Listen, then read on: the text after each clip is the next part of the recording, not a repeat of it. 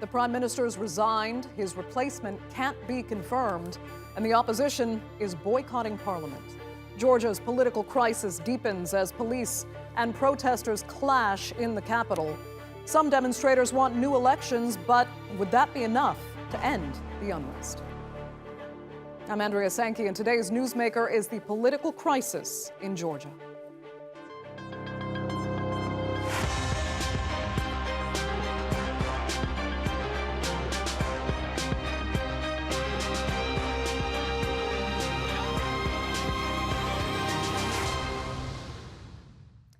Now, it's not every day a leader resigns in support of a rival, but that's what's happened in Tbilisi, Georgia. Prime Minister Giorgi Gakharia quit over plans to arrest opposition leader Nika Melia. The head of the opposition United National Movement is accused of organizing mass violence during anti-government protests in 2019. But the PM warned that detaining his opponent could further political instability. Melia was one of the most outspoken critics of last year's parliamentary elections, claiming the poll was rigged. Since then, there have been months of protests demanding Georgia hold a rerun. But would another vote help heal the country's deep divisions? Here's Natalie Pohonen.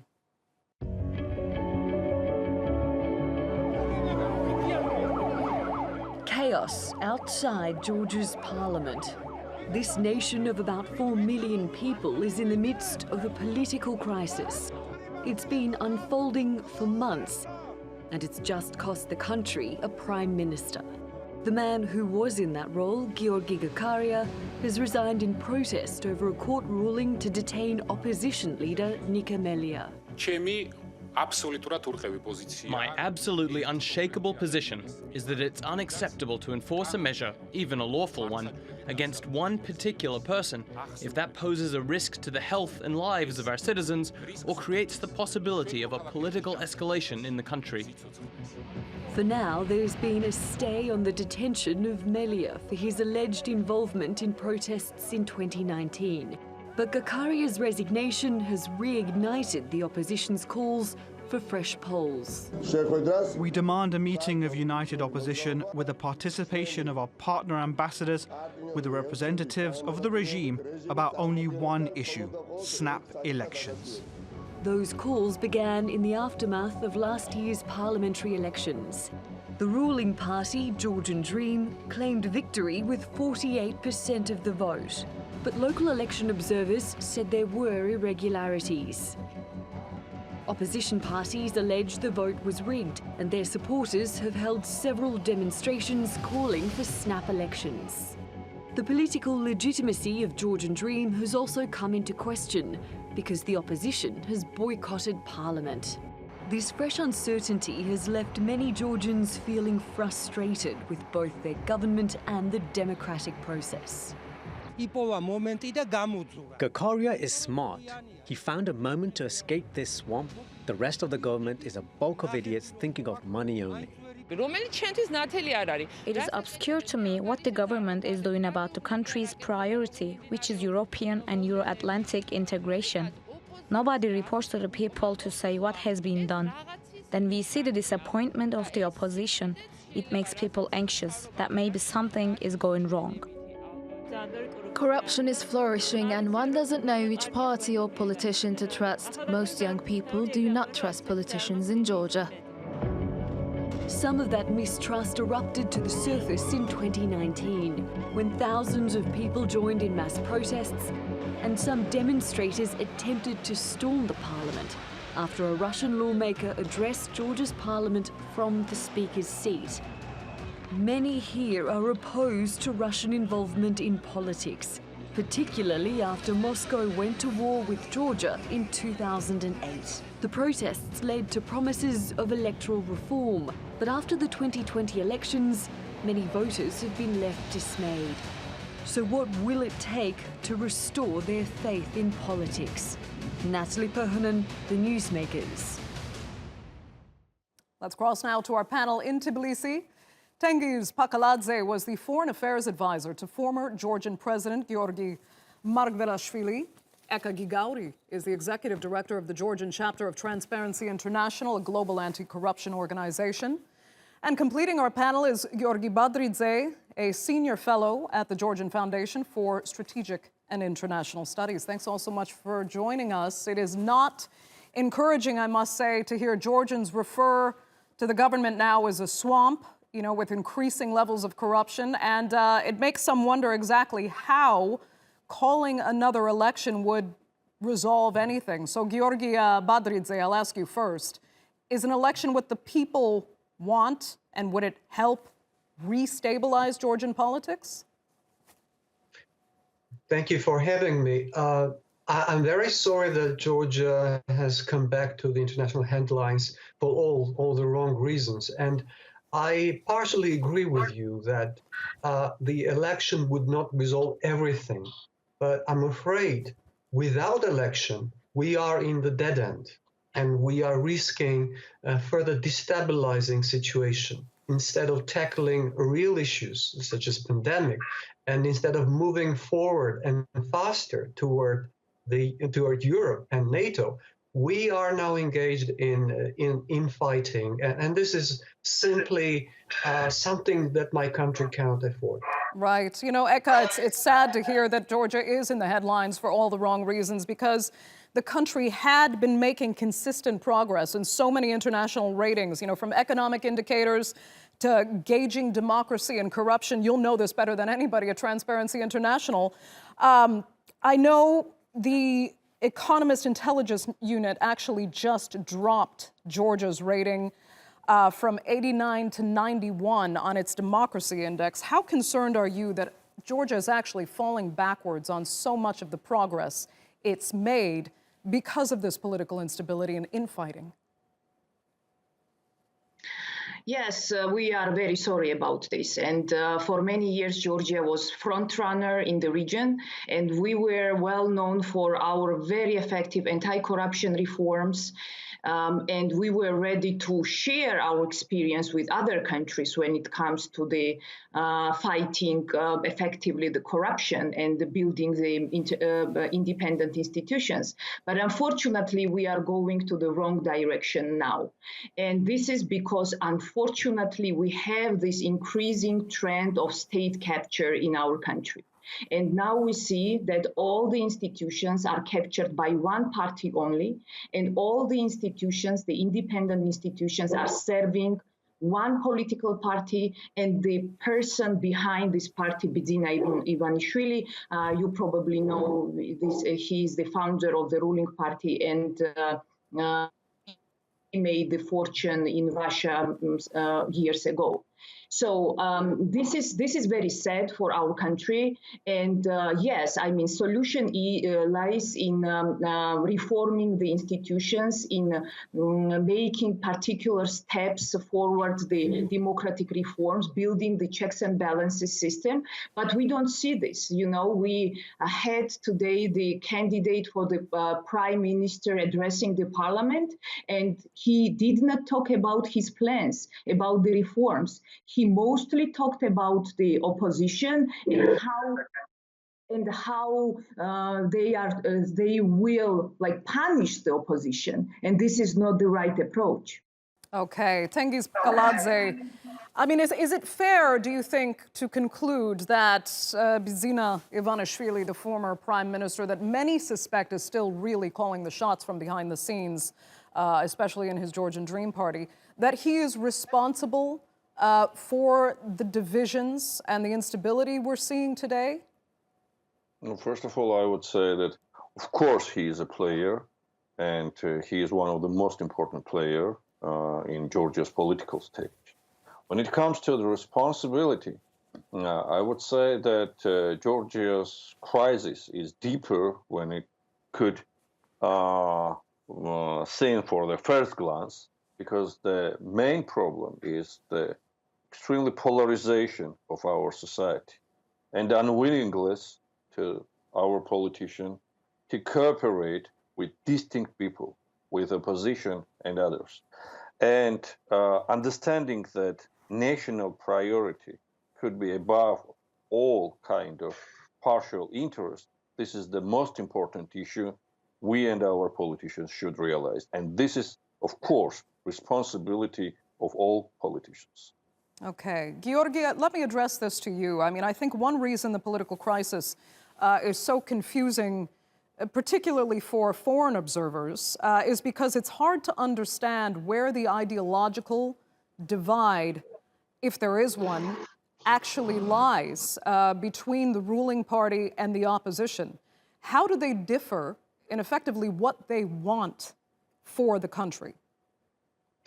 Well, the irony is that both the government and the absolute majority of opposition claim that they are pro-Western political actors. And most of opposition is clearly pro-Western. And while being in government, they have advanced Georgia's cause. Georgia became much closer to Western institutions.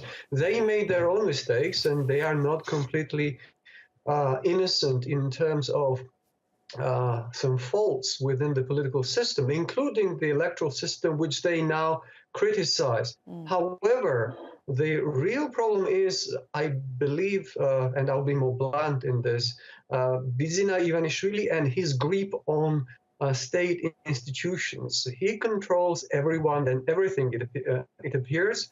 And the fact that the prime minister resigns because he does not agree with the plan to arrest the opposition leader only suggests that he never had a real power to, for instance, fire those ministers who disagree with him and who said that they had to implement this plan. And the fact that his replacement comes from the most notorious kind of segment of the government, specifically, Mr. Garibashvili, the candidate for prime minister, is formerly Mr. Ivanishvili's personal aide.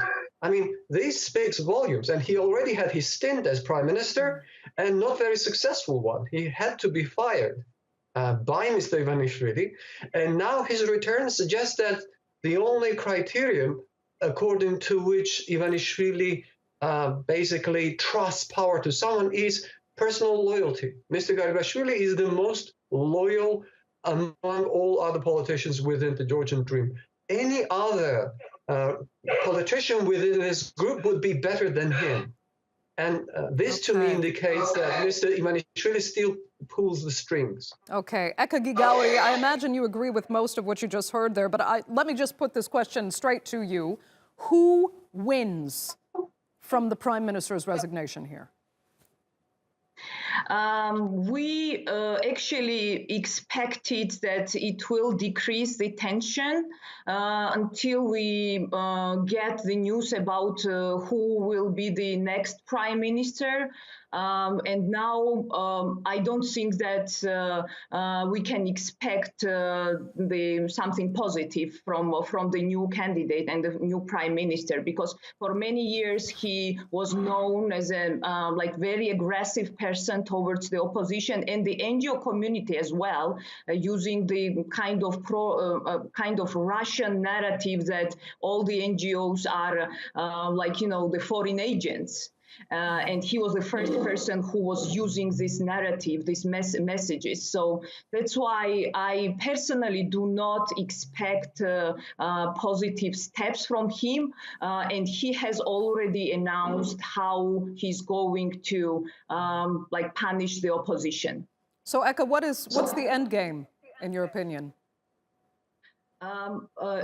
We have big troubles now. It's very difficult to predict and to know what will happen. I think that we really need the attention from the international community. And I think that the solution is with the democratic reforms here and from the both sides to think about the compromise. Of course, the more responsibility lays on the side of the government, and they should take the right steps in order to move the country to the right direction. Okay. Tengiz, I mean, if the ruling party had just left Nika Melia alone, do you think they would be, and Georgia would be, in a better position right now? It would be very important step towards cooperation. Because once again, it's not a problem about one particular person.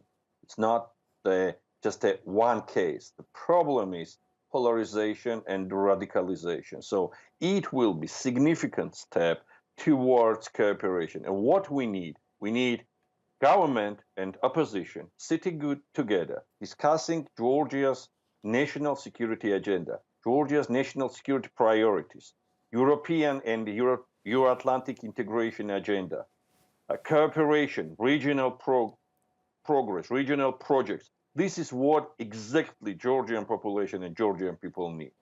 Not such kind of contradiction, not such kind of confrontation.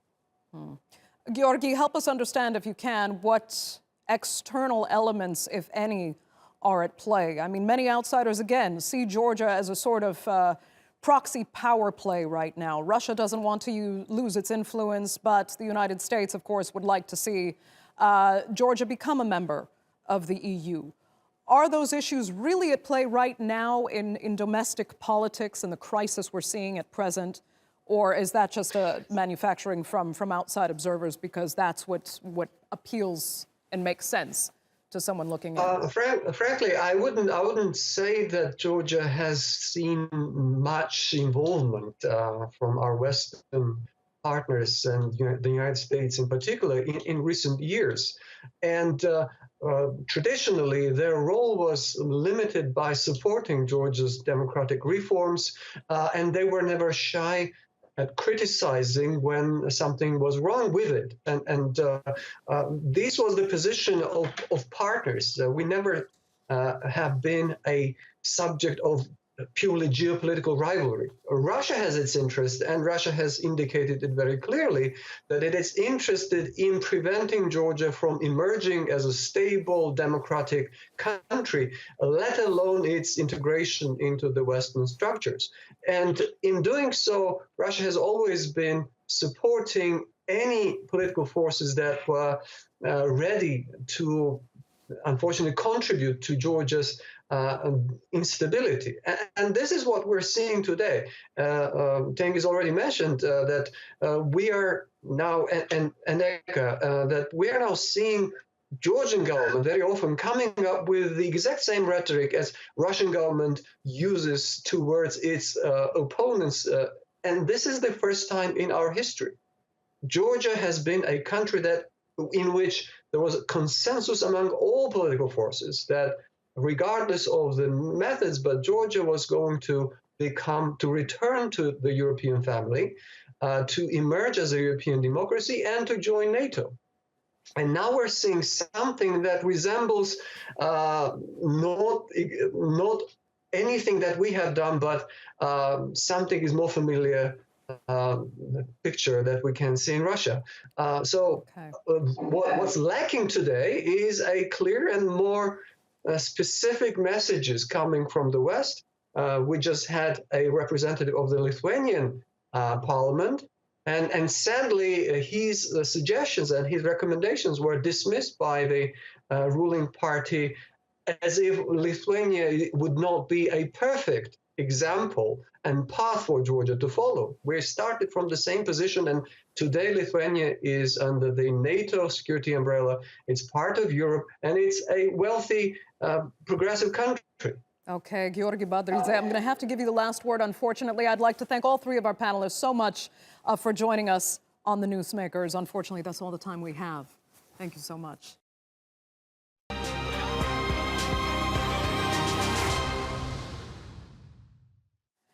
Now, 3 weeks ago, Myanmar's military overthrew an elected government. Now, businesses are on strike and hundreds of thousands are demanding the army restore the government of the National League for Democracy led by Aung San Suu Kyi.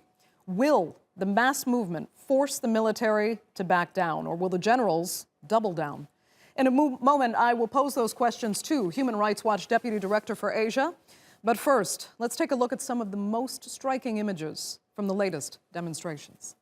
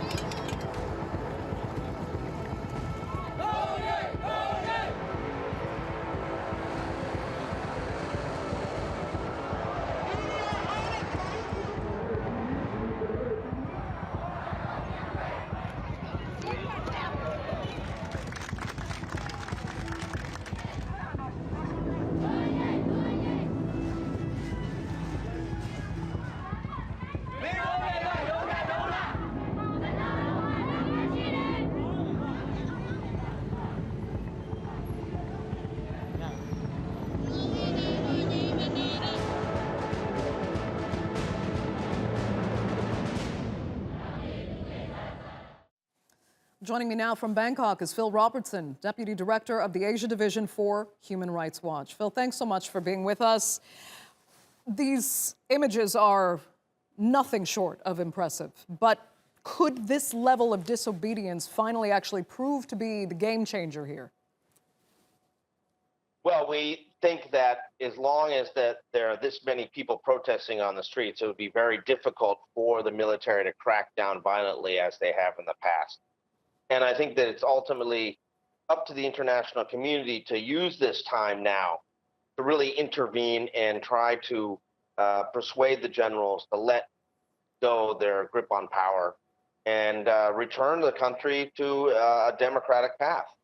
The reality is that this destabilization, this situation that we now see with so many people in the streets, it's because the military has torn up an election victory of the National League for Democracy, which was an overwhelming victory.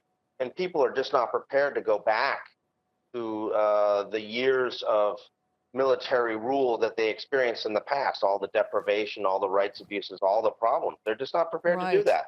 I mean, so so it's a life and death struggle for these people, I think. Do you think the military then will have to back down on its latest threats against actual civilian lives if these protests continue? Well, we hope so. I think that with the European Union taking action now, and we just saw the United States said they're prepared to take further action. The UN has been very vocal, including the Secretary General. I mean, there's a strong, unified international community saying that this is not acceptable. And we hope that the military understands that they cannot resort to violence as they did in 2007 or in 1988. Then, That's Phil, a different world now. Let's talk about political solutions then, and what's actually possible. Can you envision the military going into negotiations and not negotiating so much toward power sharing, because that obviously didn't work so well, but instead toward perhaps guaranteeing some sort of amnesty for themselves so that the generals can potentially step aside, you know, similar, I think, maybe to Pinochet in Chile, and allow a true multi-party democracy to develop? Well, I don't think that the military is going to be held accountable, unfortunately, for what they've done. We've never seen any accountability for the military in all the years of modern Myanmar history. The big issue is what happens to the 2008 constitution. Many of the ethnic Burman protesters, which account for 2/3 of the population, are all about restoring Aung San Suu Kyi and the National League for Democracy. But for the ethnic minorities, they are unhappy with the 2008 constitution that was written by the military for the military, and that basically sets up the military as a institution beyond civilian control. And that is, I think, a core reform that has to be looked at. But we're not there yet. I mean, right now, we're just talking about perhaps ASEAN holding a special session to try to discuss these issues. The special envoy of the UN Secretary General trying to get into the country. You know, discussions are still at a very nascent stage. And I would say right now, the show of numbers that we're seeing on the streets today all over Burma is the real indication of where the people of Burma's heart lies. And that is defending rights and calling for democracy to be restored.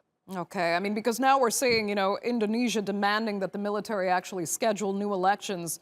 But you have to ask, to what end? Seeing what's happening on the streets, it's almost impossible to believe that the military could legitimately win an election. And then what? Well, and I think the Indonesian proposal may not be accepted by the Burmese people as well. The idea that the Myanmar military will hold power for a year and then step aside is something that we have not seen in the past history of this military. When they get on hold of power, they hold on to it. You know, so I think that there's going to be some dissatisfaction actually amongst the protesters about what Indonesia is proposing. I think Indonesia is trying to propose what it thinks to be reasonable and feasible and trying to find a way out.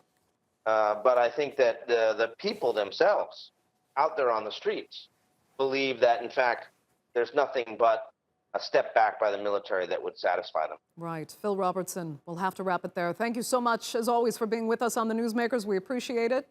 And thanks to our viewers as well. See you next time.